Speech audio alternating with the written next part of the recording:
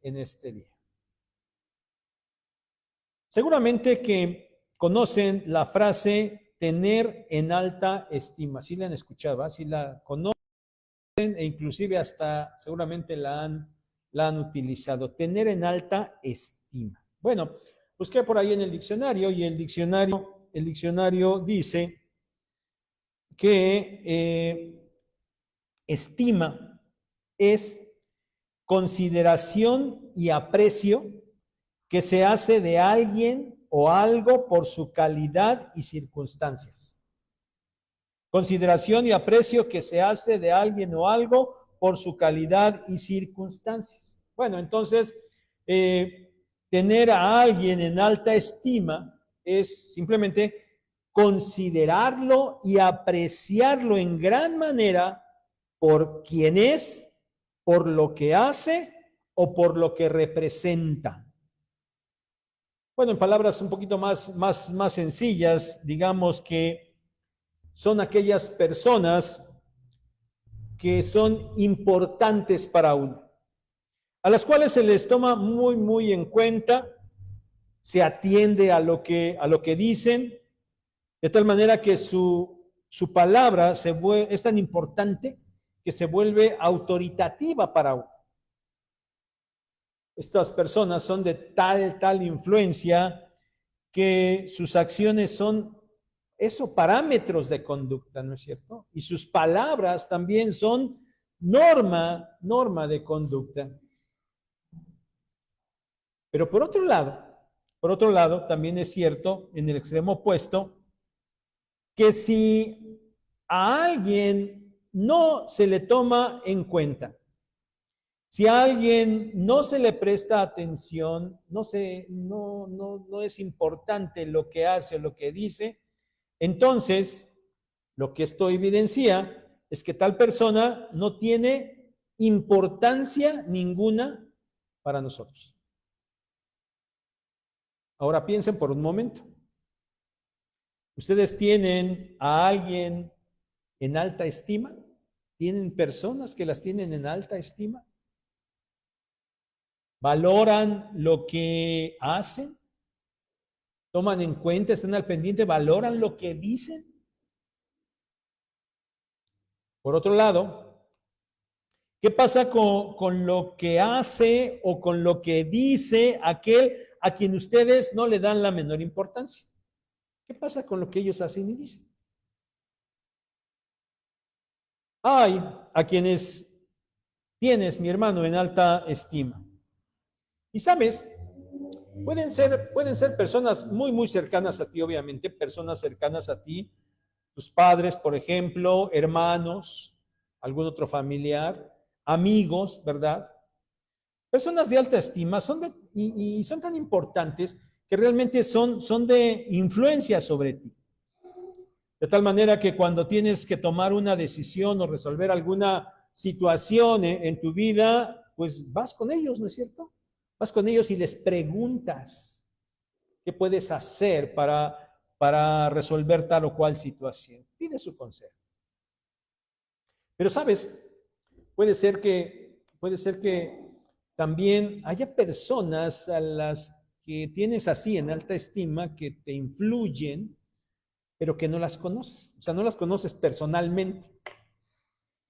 Y esto sucede hoy, pues gracias a toda esta cuestión de las redes sociales y toda esta cuestión del internet, ¿no es cierto? Porque a lo mejor tienes a personas que son deportistas, ¿verdad? Deportistas famosos, o artistas famosos, o son políticos también, ¿verdad? Y esos, aunque, si lo piensas bien, aunque no estés muy consciente, también los tienes en alta estima porque aprecias lo que dices, lo que dicen. Hoy en día, ¿verdad? Están los famosos influencers, ¿verdad? Les decía yo en la mañana a los hermanos, a veces ya me da un poco de temor usar estos términos modernos porque de repente creo que estoy diciéndolo bien y resulta que no, porque después viene mi hijo y me dice, oye, eso que está diciendo no es así, es otra cosa. Bueno, pero creo que en eso de los influencers sí estoy bien, ¿verdad? Esos influencers, ¿no?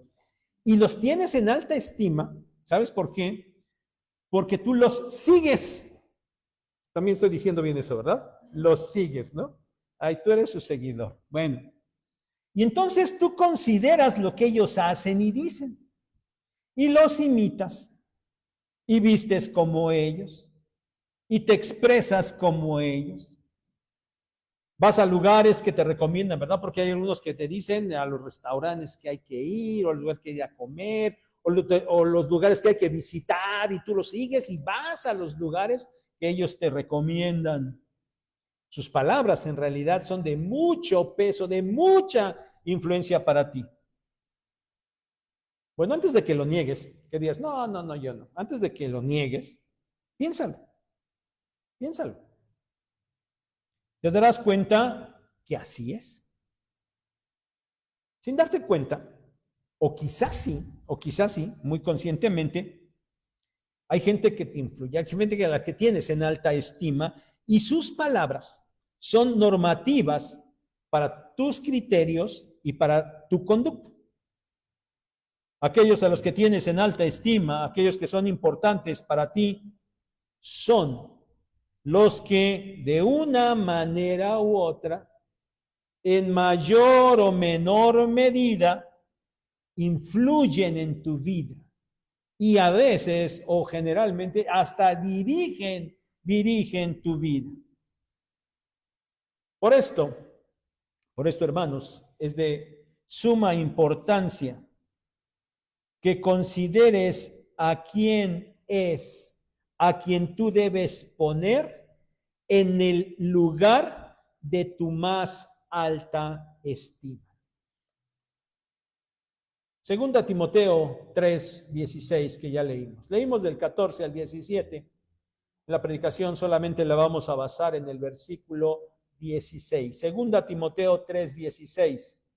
Toda la escritura es inspirada por Dios y útil para enseñar, para redarguir, para corregir, para instruir en justicia.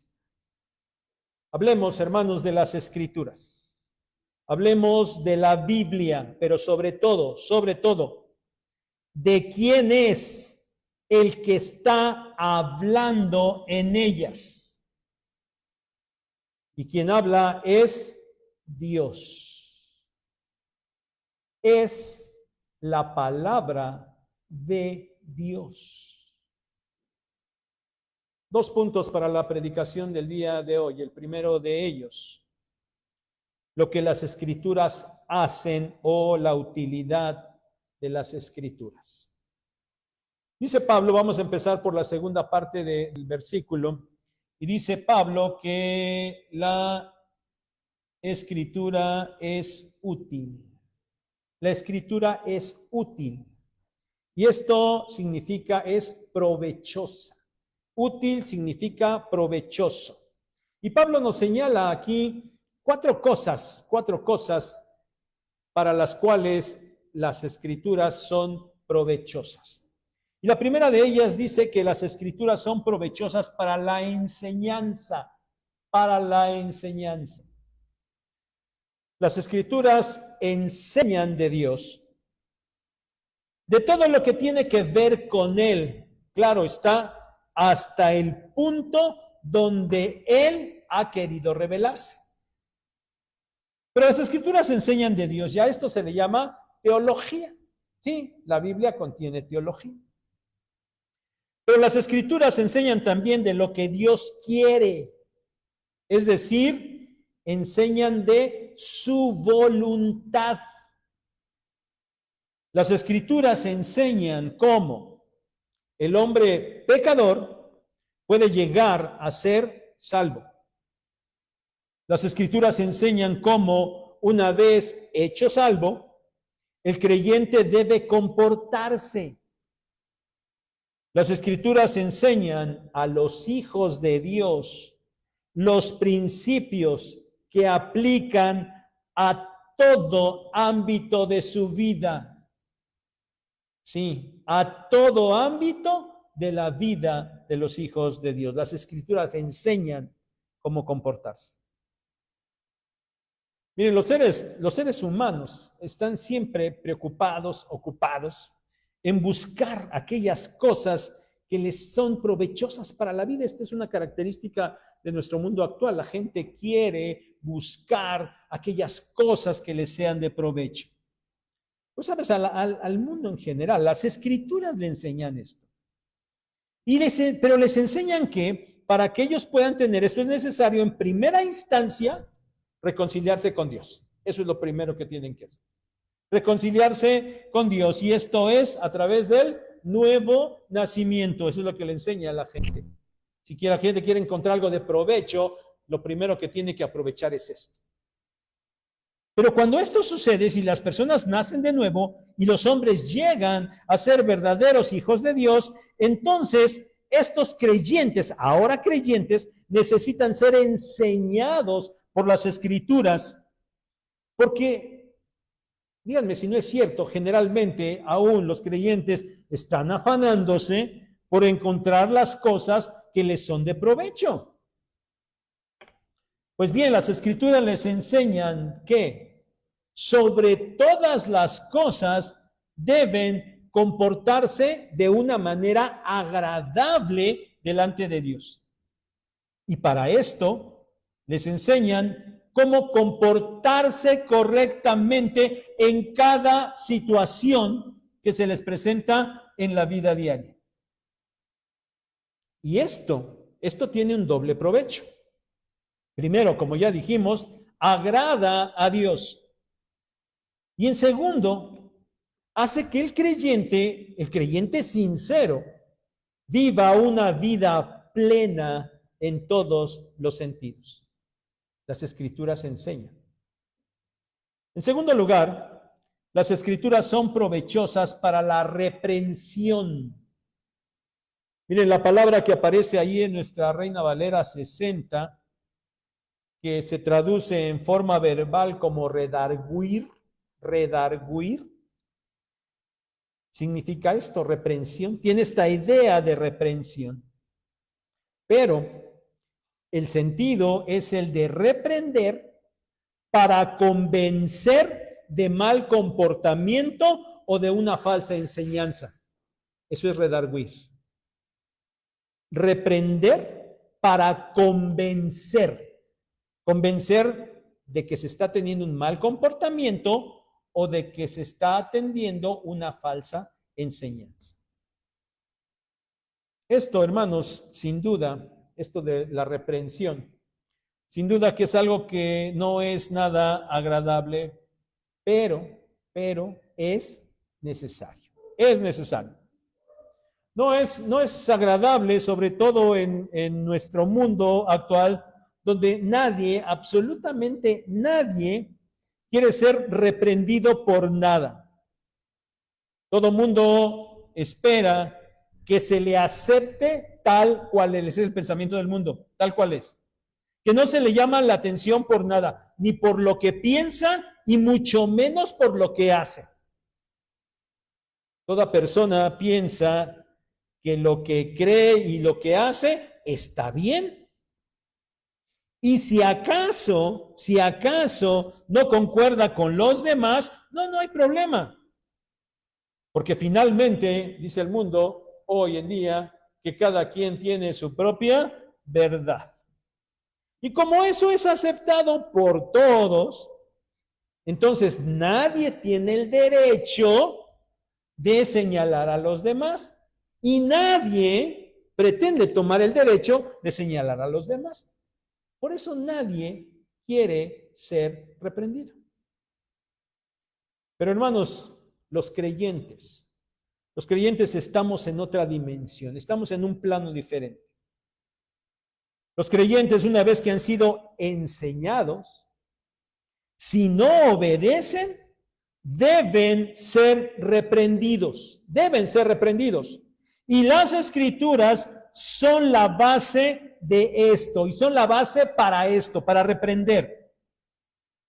Y lo son, porque la Escritura es más cortante que toda espada de dos filos, y penetra hasta partir el alma y el espíritu, las coyunturas y los tuétanos, y discierne los pensamientos y las intenciones del corazón. Hebreos 4:12. Para los verdaderos creyentes, Todo comportamiento y toda enseñanza deben ser pasados por el filtro de las Escrituras. Y si están mal, deben ser reprendidos. La reprensión en el creyente tiene como objetivo tomar conciencia de lo incorrecto. Eso es redarguir, ¿sí? Tomar conciencia de lo incorrecto. En tercer lugar, las Escrituras son provechosas para la corrección. Corrección es la restauración de algo para volverlo a su estado original o a una condición apropiada. Eso es corrección. Y la corrección es el complemento de la reprensión. En la reprensión, ya dijimos, se toma conciencia del pecado. Y en la corrección se repara eso para volver a la condición apropiada. Si bien es cierto, como ya dijimos, que la reprensión no es agradable para nadie, la obra de las Escrituras lo hacen no en un sentido negativo, lo hacen en un sentido positivo. Es decir, otra vez, se trata de tomar conciencia del error y el pecado para dar el siguiente paso, que es corregir eso que está mal. Y saben, las Escrituras exponen la manera en que algo erróneo debe ser corregido. Lo hacen cuando dicen lo que ha de desecharse, dando al mismo tiempo lo que debe hacerse. Miren, cuando se desecha algo que está mal en la vida o algún pensamiento incorrecto, cuando la Biblia dice que cuando redarguye y dice que hay que sacar eso para corregir, dice lo que hay que hacer. Cuando alguien saca lo malo, por decirlo de alguna manera, queda un hueco, ¿sí? Quitamos lo malo que hay ahí dentro de la mente, del corazón, y se quita. Entonces, de alguna manera, digamos, hay un hueco. Bueno, para corregir, lo que hace el Escritor es decir con qué hay que llenar ese hueco. Es quitar lo malo para poner lo bueno. Ese es el sentido de la corrección. Y déjenme ponerle 3 ejemplos sencillos, tomado ahí de la carta a los Efesios. Miren, por ejemplo, el capítulo 4, versos 22 y luego el 24, me salto un pedacito por ahí. Dicen, despójense del viejo hombre. Y luego dicen el 24, y vístanse del nuevo hombre. Saquen lo malo, redarguyan, quiten lo malo, pero corrijan, vístanse del nuevo. Efesios 4:28 dice, el que hurtaba, no hurte más, sino trabaje. Efesios 4:28. Dice, 4:31 y 32. Quiten de ustedes toda amargura, enojo, ira, gritería y maledicencia y toda malicia. Quiten eso. Dice, antes bien sean benignos unos con otros, misericordiosos, perdonándose unos a otros. Esto es la corrección. Pero en cuarto lugar, las Escrituras son provechosas para la instrucción en la justicia. La instrucción en la justicia. Miren, la palabra instruir también se traduce como disciplina. Y cuando oímos disciplina, otra vez, igual que la represión, así como que ya no nos gusta de entrada, ¿verdad? Instruir es disciplinar. Y saben, inicialmente, el sentido original de la disciplina era criar y formar a un niño. Crear y formar a un niño. Y bueno, después el concepto fue evolucionando hasta instruir o disciplinar, llegar a referirse a cualquier clase de capacitación. Instruir, hermanos, es formar disciplinadamente. Ya dijimos, disciplinar no es castigo, es formación. Ahora bien, la formación, dice ahí Pablo, es en justicia. ¿Qué quiere decir justicia? Todo lo que es recto, todo lo que es correcto. Pero no lo que el hombre cree que es correcto, sino lo que Dios dice que es correcto. Entonces es formar en todo lo que está de acuerdo con Dios, con todo lo que Dios dice que es correcto.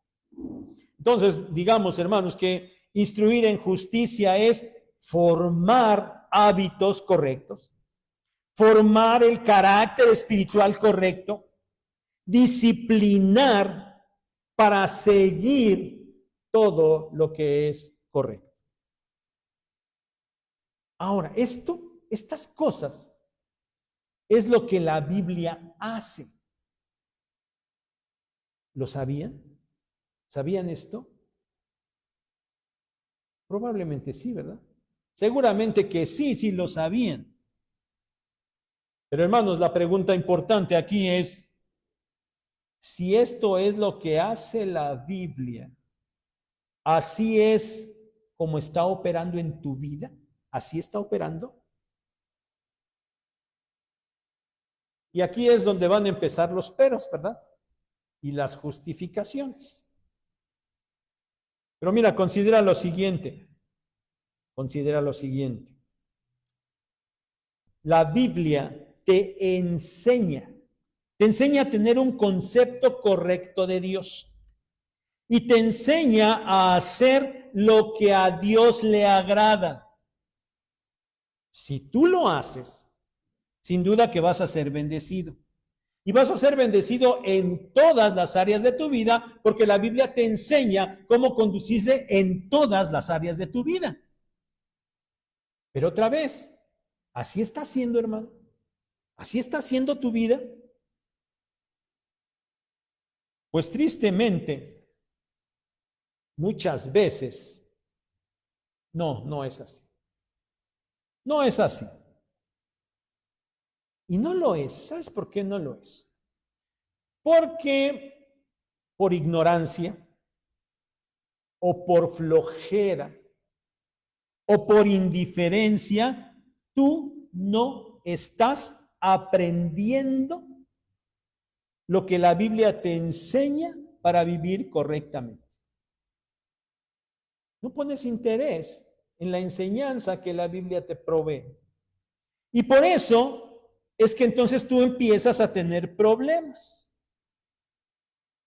Pero entonces la Biblia sigue haciendo la obra y la Biblia te confronta y te reprende. Pero tampoco te gusta, ¿verdad? No te gusta y no lo quieres aceptar. Pero si tú lo hicieras y cuando lo haces, entonces la Escritura, la Biblia, te hace ver y entender qué es lo que estás haciendo mal. Y entonces te conduce para que corrijas, para que seas restaurado. Y la Biblia te va llevando de una manera disciplinada para formarte correctamente, para que tú seas formado y te conduzcas de manera agradable delante de Dios. Déjame repetir todo esto. De otra manera, con otras palabras, y con algo que ya les he dicho en otras ocasiones. Cuando tú te metes en problemas, es porque no estás aprendiendo de la Biblia. Por eso te metes en problemas. Y como no estás aprendiendo de la Biblia, pues obviamente estás desobedeciendo lo que la Biblia dice. Y cuando tú estás metido en esos problemas y en esas situaciones difíciles, obviamente, ¿verdad? Obviamente, quieres salir de tus problemas. Pero tú quieres salir así de una manera sobrenatural y que Dios borre todo y así lo quieres hacer, pero no. Así no opera la situación. Es ahí cuando la Biblia te muestra aquello en lo que estás fallando. Entonces te reprende, te redarguye. Y lo que tienes que hacer es atenderla. Atenderla. Para que tú sepas cómo debes corregir. Porque normalmente tú no quieres entender nada. Estás en problemas y ahora sí que el Señor te ayude y que tus problemas se acaben. Pero tienes que ir a la Escritura para entender por qué estás metida en esa situación. Y cuando lo entiendas, debes seguir lo que la Biblia dice para corregir. Y entonces debes seguir disciplinadamente lo que la Biblia te dice para formar en ti un carácter espiritual correcto, para formar en ti los hábitos espirituales correctos. Eso que te va a llevar a vivir una vida llena de bendición. Sí, solamente así. Una vida llena de bendición, aún, que quede claro, aún en medio de las situaciones difíciles que se te van a seguir presentando, pero que no dependen de ti. Pero cuando tú actúas correctamente, tú vas a poder atravesar aquellas cosas con mucha bendición. Esto, hermanos, es lo que la Biblia hace. Para esto te es provechosa. Por esto tú le debes sacar provecho y atender a las Escrituras.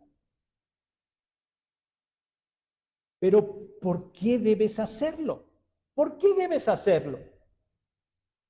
Punto número 2 de la predicación. La base de la autoridad de las Escrituras. Lo que la Escritura es. Iniciemos diciendo que las Escrituras, que quede claro, las Escrituras no son pensamientos y palabras de hombres. No son. Las Escrituras, la Biblia, es la palabra de Dios. La primera parte de este versículo 16 dice, toda la Escritura es inspirada por Dios. Toda la Escritura. Miren, ¿a qué nos referimos? ¿Qué debemos entender con esto de toda la Escritura? Nos debe quedar muy claro que cuando Pablo está escribiendo esto, bueno, esta segunda carta a Timoteo fue su última carta. Él por lo menos ya había escrito todas las demás cartas que tenemos ahí en la Biblia y muchos de los otros escritos, libros del Nuevo Testamento ya estaban por ahí en circulación, pero todavía no estaban compilados. Entonces, cuando Pablo está hablando de las Escrituras, cuando él está escribiendo y las personas, los hermanos, Timoteo en este caso, que es a quien le está escribiendo, estaba entendiendo de una manera natural, era a los escritos del Antiguo Testamento. ¿Sí? En ese momento, cuando hablar de las Escrituras era hablar solo del Antiguo Testamento. Pero entonces, ¿qué? ¿Esto significa que nosotros debemos entender que la única parte inspirada de la Biblia es el Antiguo Testamento? No, no es así. Y solo consideremos un par de versículos para entender que no. En su primera carta a Timoteo, Pablo, en el capítulo 5, verso 18, dice así, escribe, pues la Escritura dice,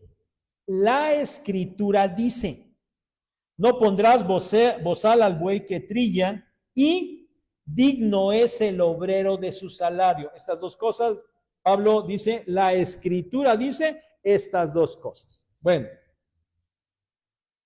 la primera parte, no pondrás bozal al buey que trilla, si es una parte que corresponde al Antiguo Testamento, ¿sí? Pero la segunda parte, digno es el obrero de su salario. Estas son palabras del Señor Jesucristo registradas en los evangelios. Entonces, lo que Pablo está diciendo es que los evangelios también son parte de la Escritura, también.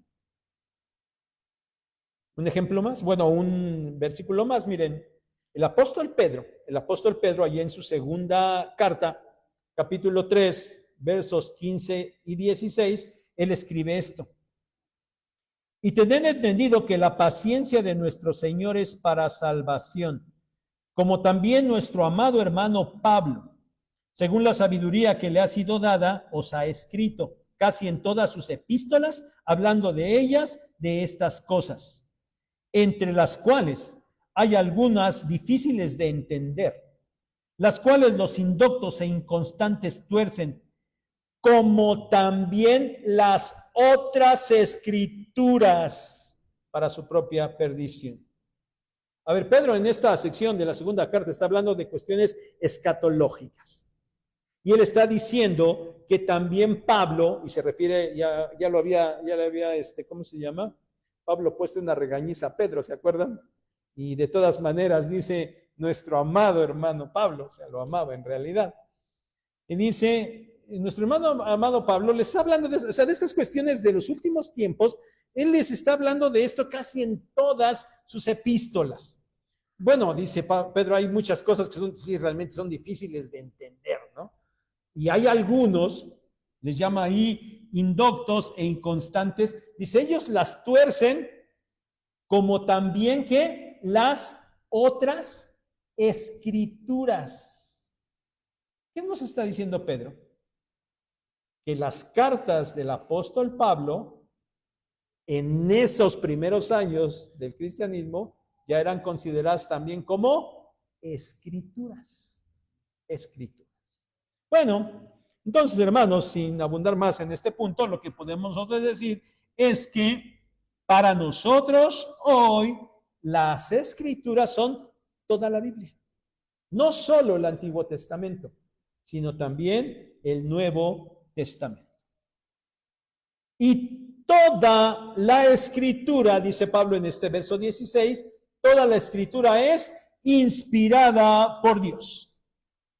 Y mis hermanos, este tema de la inspiración divina de la Biblia es un tema doctrinal importante, muy, muy importante, pero la predicación de hoy no tiene por objeto hablar de la inspiración divina de la Biblia. Pero sin embargo, bueno, vamos a decir un poquito acerca de esto.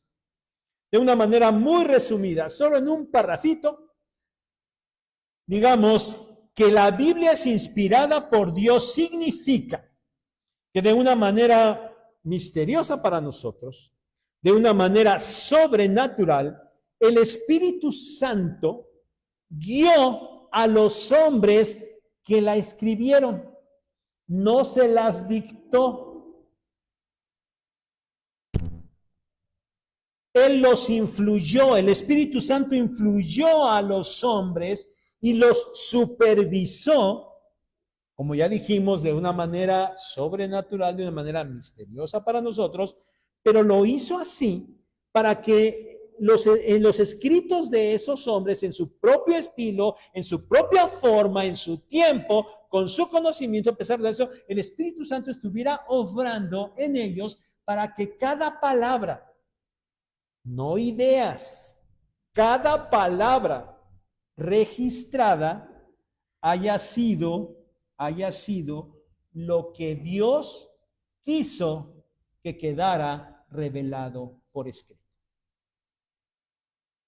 Como ya les dije, este tema es muchísimo más amplio.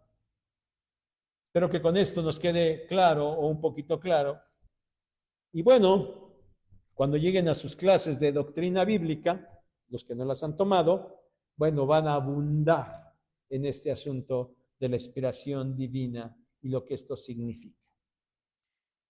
Lo que debemos puntualizar hoy, mis hermanos, lo que quiero puntualizar aquí es que para que los creyentes encuentren enseñanza, reprensión, corrección e instrucción correctas para su vida, no tienen más que acudir a la Biblia, no hay más.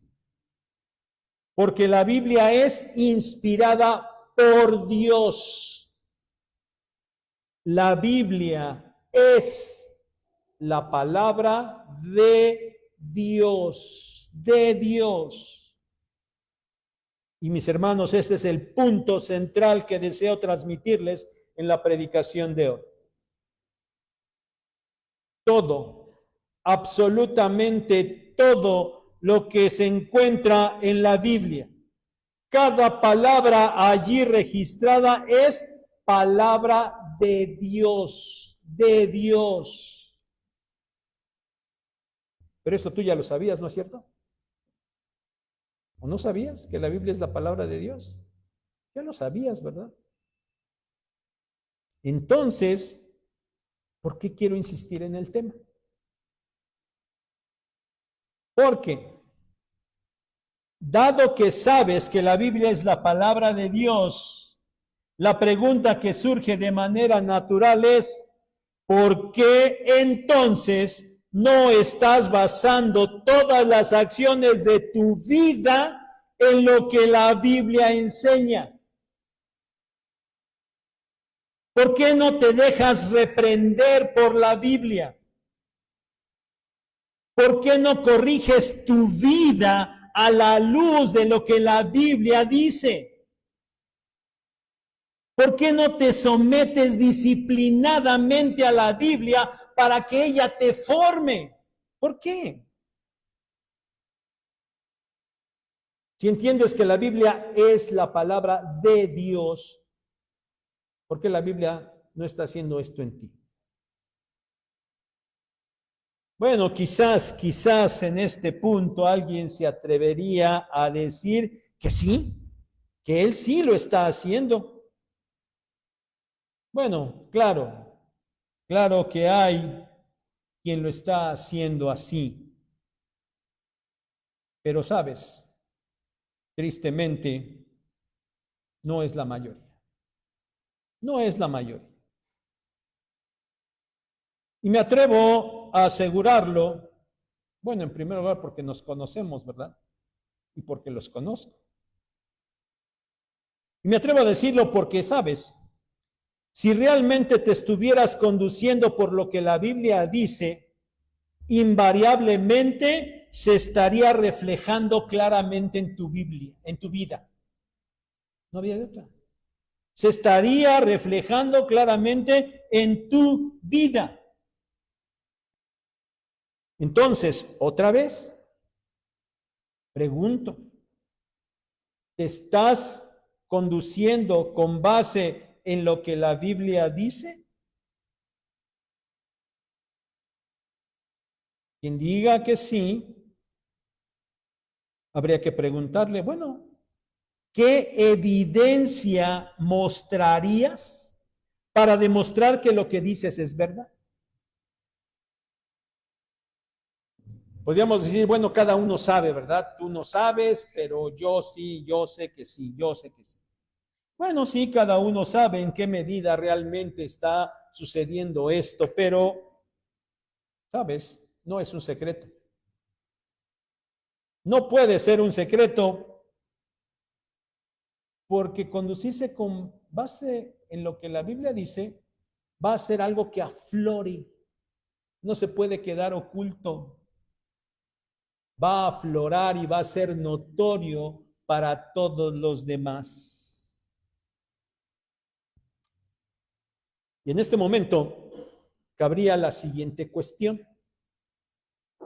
Y esto, mi hermano, es lo que yo quiero que te lleves el día de hoy.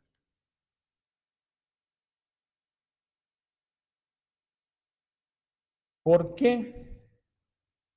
Si sabes que la Biblia es la palabra de Dios, no está rigiendo tu vida. ¿Por qué? Y la respuesta que hoy planteo es por el concepto que tú tienes de Dios. Por eso, por el concepto que tú tienes de Dios. Y no me refiero al concepto teórico, intelectual que tú tienes de Él, que seguramente en mayor o menor medida será correcto. Tú podrías decir con tu boca un concepto correcto acerca de Dios. No, pero no me refiero a eso. Me refiero al concepto que tú expresas a través de tus acciones.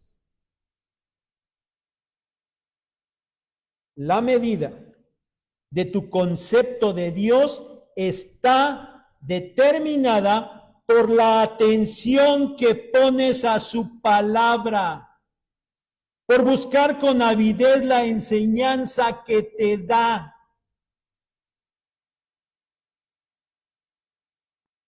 ¿Cuánto leíste de la Biblia esta semana?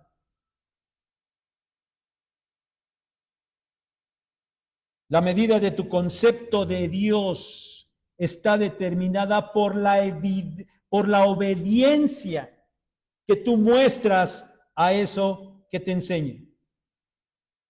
Por no estar poniendo peros ni justificaciones cuando la Biblia te redarguye.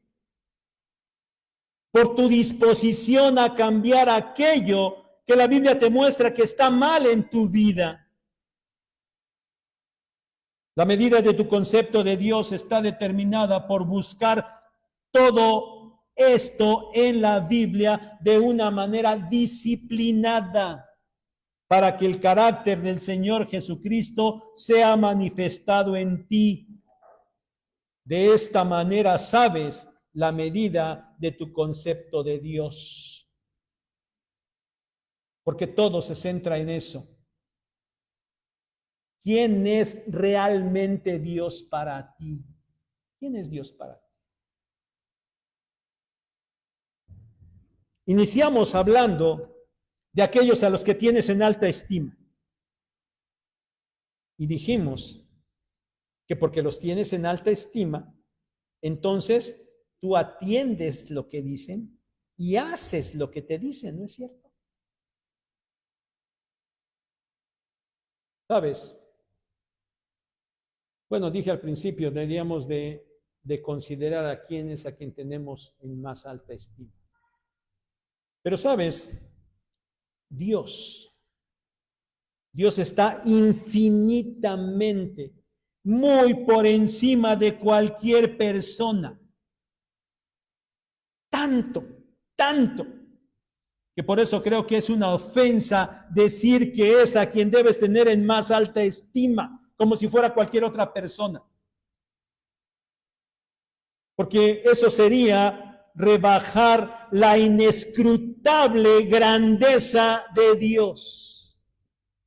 Porque Dios es totalmente diferente, inmensamente grande. Y si tú crees esto, Dios debe ser realmente el más importante en tu vida. ¿Por qué? Simplemente porque Él es Dios. Porque Él es Dios. Y no debes decirlo solo sí, Dios es lo más importante en mi vida. Lo he escuchado, no de todos, pero sí de varios de ustedes muchas veces. Dios es lo más importante en mi vida, sí. ¿Y dónde se está reflejando? Si Dios es el más importante en tu vida, entonces estuvieras haciendo caso a lo que Él te está diciendo. Y lo que Él te diga debería ser una norma de conducta. Por eso, mi hermano, debes reflexionar, meditar, aprender y llevar a tu vida de una manera real, no de boca, no de palabra, una manera real, el concepto de la grandeza de Dios. Cuando lo hagas, entonces sí, todo lo que Él diga será de suma importancia para ti. Y lo que Él dice está en su palabra, allí en la Biblia. Y lo vas a atender. Y lo vas a hacer.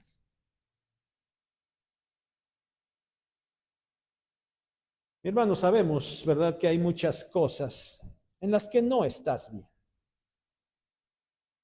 Y la medida de la gravedad es qué tanto no estás tomando la enseñanza de las Escrituras. ¿Qué tanto te niegas a ser confrontado por la vida?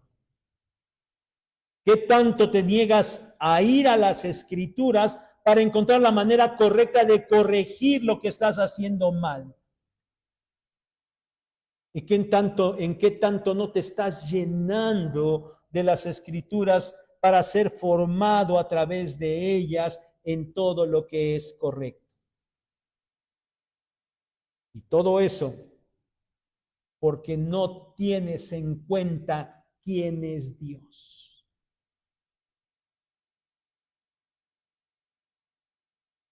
Queremos ser una iglesia correcta. Una iglesia correcta delante de Dios. Queremos ser una iglesia santa. Queremos ser una iglesia sana. Una iglesia que produzca frutos.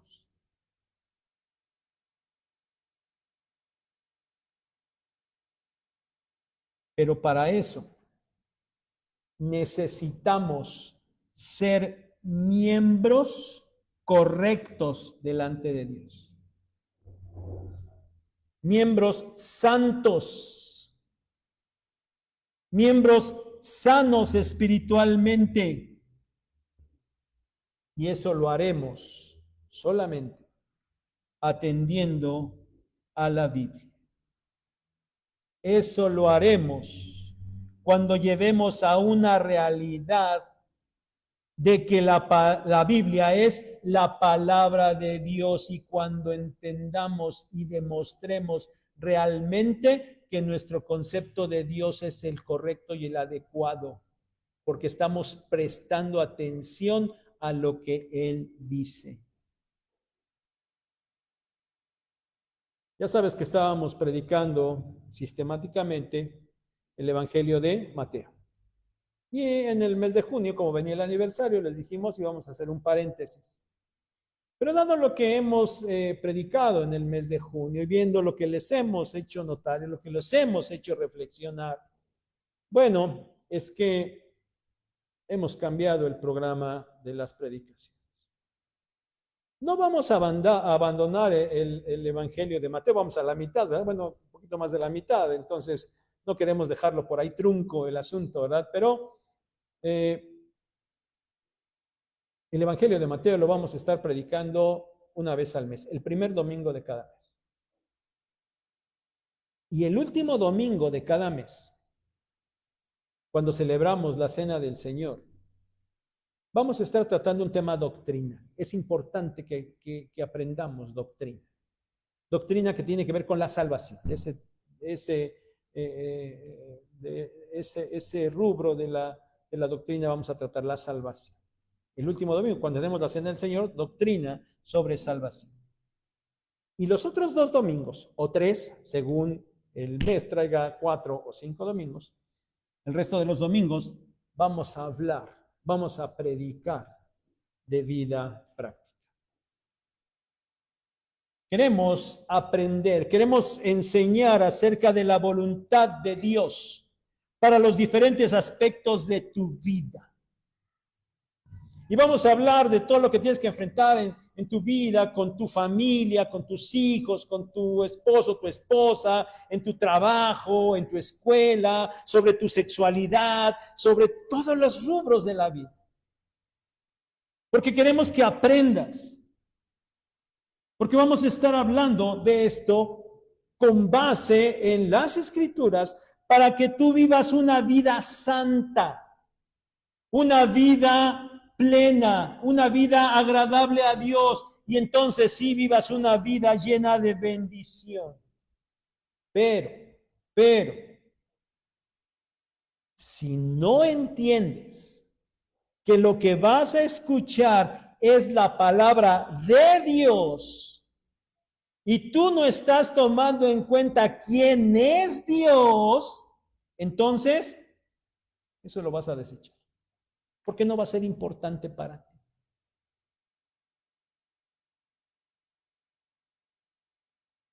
Y entonces, por mucho que escuches, no te va a ser absolutamente de provecho para nada. No te va a servir de nada. Tienes que tomar en cuenta quién es Dios. Evidencialmente, no de palabra. Y tienes que dar evidencia de que realmente Dios es lo primero en tu vida. No porque lo digas, sino porque lo demuestres. Si no lo haces, nada de lo que escuches de tu palabra va a ser mella en tu vida y no va a provocar ningún cambio en tu vida. Todo depende de quién es Dios para ti. No conceptualmente, sino vivencialmente. Él nos permita avanzar en lo personal y como iglesia, para hacerle agradable en todo. Que el Señor nos bendiga.